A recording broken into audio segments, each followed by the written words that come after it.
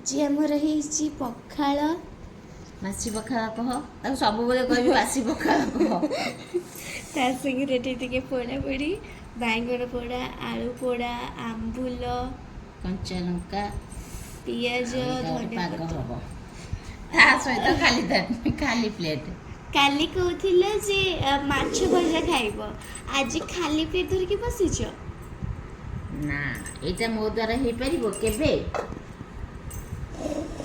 ଘାସ କିଏ ଖାଏ? ସିଂହ ଖାଏ ନା ବାଘ ଖାଏ? ଘାସ କେଜାଣି, ଏଠିକି ଦେଖଉନୁ। ଘାସ ମୁଁ ଜାଣିନି କିଏ ଖାଏ। ସିଂହ ବାଘ ଦୁଇ ଜଣ ଖାଆନ୍ତିନି। କେମିତି ଦେଖାଯାଉଛି ଦେଖେ ମାଲଟା। ମାଲ ପୁରା ମହୁ। ଭାକୁର ମାଛ। ଭାକୁର ନା ଭାକୁର? ଭାକୁର କୁହନ୍ତି। ମସଲା ଫ୍ରାଏ ଦେଖୁଛୁ, ଖାଲି ଭଜା ପ୍ଲେନ୍ ଭଜା ଖାଇ ବୋଲି କହିଥିଲି ନା। ମାମା ମୋର ଆଣ ପିଟି ପିସ୍। କେତେ ବଡ଼ ବଡ଼ ପିସ୍ ହେଇଛି। ତୁ କାଲି ଖାଇ ଦେଇଛୁ, ତୁ ପୁଣି ମୋତେ ଆଜି କହୁଛୁ ଯେ ତମ ଖାଲି ପ୍ଲେଟ୍ ଧରି ବସିଛ। ଏଇଟା ମାମାଙ୍କର, ଏଇଟା ମୋର। ମସଲା ତ ଲଗେଇ ଭାତ ଖାଇଦେବ। ପିସ୍ଟା ଦେଖି କେତେ ବଡ଼ ବଡ଼ ହେଇଛି। ହଁ ମୁଁ ଖାଇପାରିବିନି ଏତେ ବଡ଼ଟା ହେଲେ ମା। ମୁଁ ଏଇ ଦୁଇଟା ଖାଇସାରେ ଆଣିବି ନା। ହଁ ଏଇଟା ଛୋଟିଆଟା ଆଣିଥିବି। କେଜାଣି ଆଣି ଦେଇଥିବା, କାଳେ ଖାଇଦେବା। ଆଉ ଦୁଇ ପିସ୍ ରହିଲା। ଆମେ ଖାଲି ଏଇଟା ଖାଇବୁ। ଏତିକି ତେଲ ମସଲା ଖାଇଲେ ମୁଁ ଗୋଟେ ସପ୍ତାହରେ ଚାଲିଯିବି। ଉପରେ ଜାଗା ଖୋଜିବି କେଉଁଠି ଅଛି। ହେଲେ ବହୁତ ଦିନ ପରେ ଖାଉଛେ, ତେଣୁ ଟିକେ ଖାଇବା କଥା। ମୁଁ ଖାଇକି କହ କେମିତି ହେଇଛି। ଭାତରେ ଲୁଣ ପଡ଼ିଲେ ଲୁଣ ପକା। ତା ସହିତ ଟିକେ ପାଗ ପାଣି ଚକଟା ହବ। ତୋରାଣୀ ପୋଡ଼ିକି, ବାସି ତୋରାଣୀ ପୋଡ଼ିକି, ଲଙ୍କା ଗୋଟେ ଚକଟିବି ନାହିଁ, ମୋ ଝିଅ ଖାଇପାରିବନି।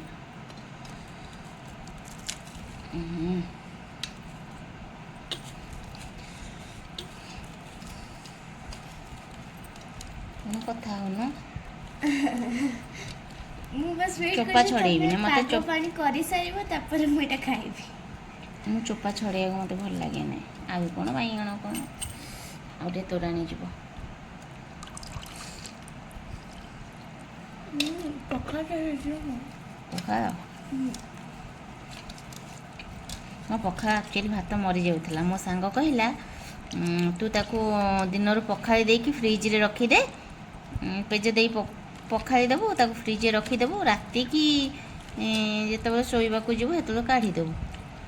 ମୁଁ ତାକୁ ସେତେବେଳେ ନ କାଢ଼ିକି ମୁଁ କାଢ଼ୁଛି କେତେବେଳେ, ସକାଳେ କାଢ଼ିକି ବାହାରେ ରଖୁଛି।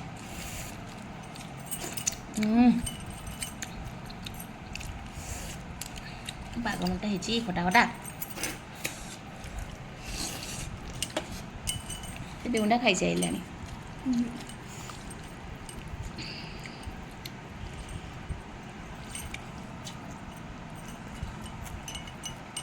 ବଢ଼ିଆ ବାସ୍ନା ହେଉଛି।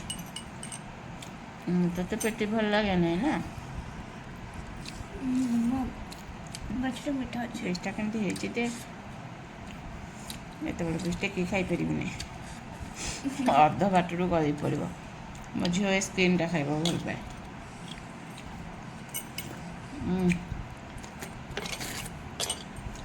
ପୁରା ଭୋଜି ପରିକା ବାସ୍ନା ହେଉଛି ନା? ଛେଚା ମସଲା ଦିଆହେଇଛି।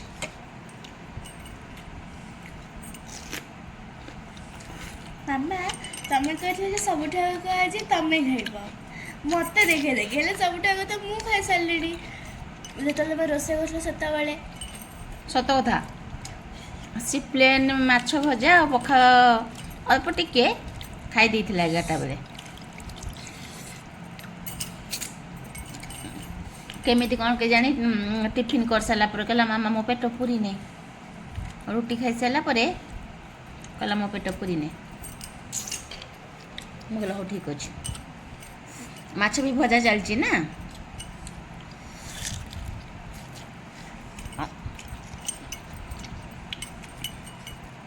ଏଇ ଭାକୁର ମାଛର ମୁଣ୍ଡଟା ଅଛି, ପୁରା ମାନେ ଭାକୁର ମୁଣ୍ଡ ଜାଣିଥିବେ କେତେ ବଡ଼ଟେ। ଗୋଟା ରସୁଣ ଅଛି, ଖାଲି ସେ ମୁଣ୍ଡ ରଖିଛି,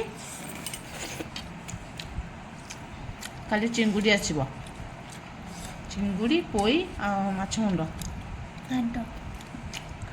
ଘାଣ୍ଟ ହେବ କାଲି। ଆଉ ଗୋଟେ ଜିନିଷ ମୁଁ ଭୁଲି ଯାଇଛି, ମାଛ ଚର୍ବି। ତାପରେ ଆକୁ ଖାଇଲେ ଦେହ ବୁଲେଇ ଦେବ। ଗୁନୁ ଖା, ଗୁନୁ ଖାଇଦେବ। ମୋ ଦେହ ବୁଲେଇ ଯାଏ ତାକୁ ଖାଇଲେ, କାହିଁକି? ବହୁତ ମାନେ ଅଏଲି ଅଏଲି ବାନ୍ତି ବାନ୍ତି ଲାଗେ।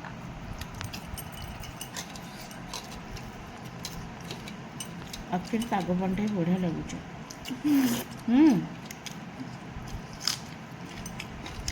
ଖଟା ଖଟା ଲାଗୁଛି, ମସ୍ତ ଲାଗୁଛି।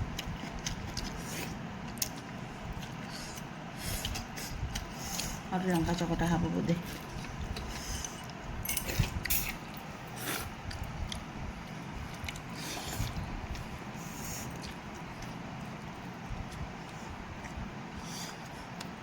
ମୋ ଝିଅ କହୁଥିଲା ମଟନ୍ ଖାଇବା ନା, ସେ ଗରମକୁ ଏକା ଯାହା ଆସିବ ପଖାଳ ସାଙ୍ଗେ ଖିଆ ହବ। କହୁଥିଲା ମାମା ମଟନ୍ ଆଣ ଖାଇବା। ମୁଁ କହିଲି ନାଇଁ ଲୋ ବାପା, ଏବେ ନାହିଁ, ଟିକେ ବର୍ଷା ହଉ ଖାଇବୁ। ଆଜି ମାଛ ହେଇଗଲା, ମାଛ ହେଇଗଲା ମାନେ ଆହୁରି ମାଛ 6-7 ପିସ୍ ଥୁଆ ହେଇଛି। ଆମର ତ ଏଠି ବର୍ଷା ହିଁ ପିସ୍ ଆଉ ହଉନି। ପେଟି ହେଇକି। ଆଉ କାଲି ଚିଙ୍ଗୁଡ଼ି ଘାଣ୍ଟ ହେବ, ମୁଣ୍ଡ ପଡ଼ିଛି। ବୁଧବାର ମାଛ, ଦେଖିବା ବୁଧବାର କ'ଣ ହେଉଛି।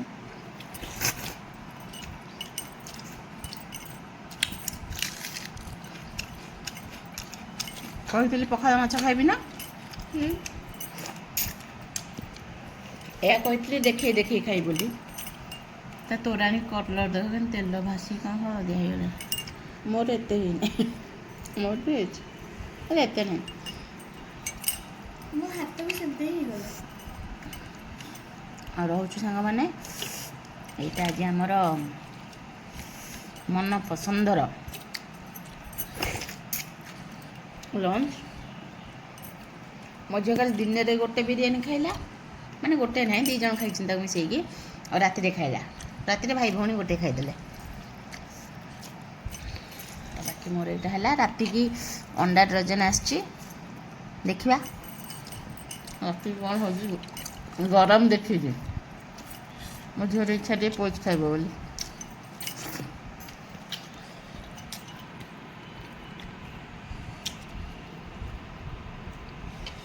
ରହୁଛୁ।